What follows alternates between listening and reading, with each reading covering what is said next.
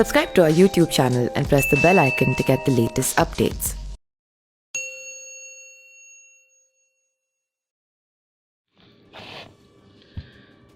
आखिरकार चुनावी वर्ष में उत्तर प्रदेश सरकार बहुजन समाज पार्टी के बाहुबली विधायक मुख्तार अंसारी को पंजाब से गृह राज्य लाने में सफल हो गई। अब कथित तौर उसकी कोशिश एक और बाहुबली अतीक अहमद को गुजरात की जेल से प्रदेश में लाने की है।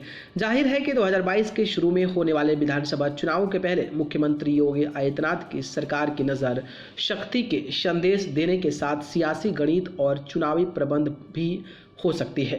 वजह यह है कि अंसारी का सियासी रसूख गाजीपुर, मऊ, बलिया, आजमगढ़ जैसे जिलों में बताया जाता है, तो अतीक अहमद का असर इलाहाबाद, मिर्जापुर और आसपास के जिलों में कहा जाता है। बेशक राज्य इसे अपनी माफिया जीरो टॉलरेंस नीति का हिस्सा बताती है और उसकी कोशिश लोगों में अपनी छवि का संदेश पहुंचाना है, मगर विपक्ष कई सवाल उठाता है। वैसे उत्तर प्रदेश की भाजपा सरकार करीब 2 साल से अंसारी को पंजाब से लाने की कवायद में जुटी हुई थी। अंसारी पर उत्तर प्रदेश में 50 से अधिक मामले चल रहे हैं। जनवरी 2019 से पंजाब की रोपड़ जेल में बंद अंसारी पर वसूली का मामला चल रहा है, जिसकी वजह से पंजाब सरकार उसे उत्तर प्रदेश को नहीं सौंप रही है। हालांकि सुप्रीम कोर्ट के निर्देश के बाद 7 अप्रैल को उत्तर प्रदेश पुलिस ने करीब 900 किलोमीटर की रात भर की यात्रा के बाद अंसारी को बांदा जेल में लेकर पहुंच गई है। अंसारी को उत्तर प्रदेश लाने की राज्य सरकार की जीत से कई तरह के शक शुबहे भी पैदा हुए। अंसारी की पत्नी अफसा अंसारी ने राष्ट्रपति को लिखे 14 पन्नों के पत्र में फर्जी एनकाउंटर की आशंका जताई थी। कानपुर के पास बिकरू कांड में जिस तरह तथाकथित रूप से गाड़ी पलटने से विकास दुबे और अलग अलग एनकाउंटरों में उसके साथियों की मौत हुई थी, उससे अंसारी परिवार को डर सताने लगा था। मुख्तार अंसारी की यूपी की जेल में वापसी ऐसे समय हुई जब राज्य में पंचायत चुनाव चल रहे हैं और अगले साल विधानसभा चुनाव होने हैं। वैसे तो अंसारी मऊ जिले की घोसी विधानसभा सीट से बहुजन समाज पार्टी के एमएलए हैं, लेकिन पूर्वांचल के कई जिलों मऊ, गाजीपुर, बलिया, बनारस और आजमगढ़ की 20 से 25 सीटों पर असर देखा गया है। राजनीतिक रस्सू का ही असर है कि मुख्तार के भाई अफजाल अंसारी गाजीपुर से सांसद है और उन्होंने 2019 में पूर्व केंद्रीय मंत्री मनोज सिन्हा को चुनाव में शिकस्त दी थी।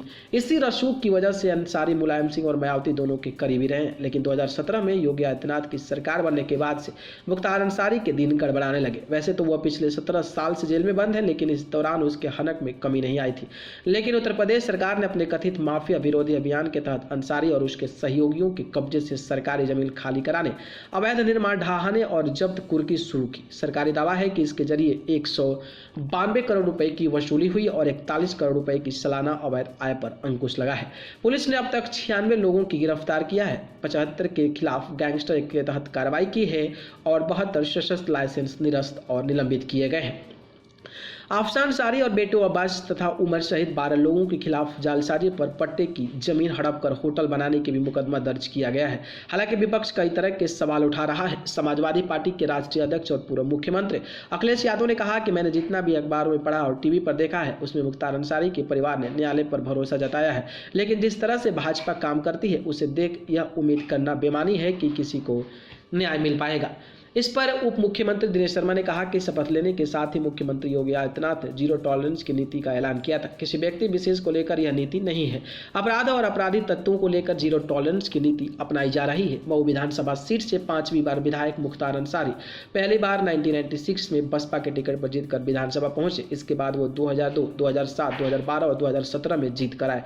खास बात यह है कि 2007 से वे जेल में रहकर चुनाव जीत रहे हैं। बहरहाल मुख्तार अंसारी के बाद कथित तौर पर गुजरात के जेल में बंद पूर्व सांसद अतीक अहमद को भी लाने की तैयारी के सियासी संदेश अस्पष्ट है, लेकिन देखना है कि अगले साल चुनाव में इसका क्या असर पड़ता है। न्यूज रूम से न्यूज लाइव की रिपोर्ट।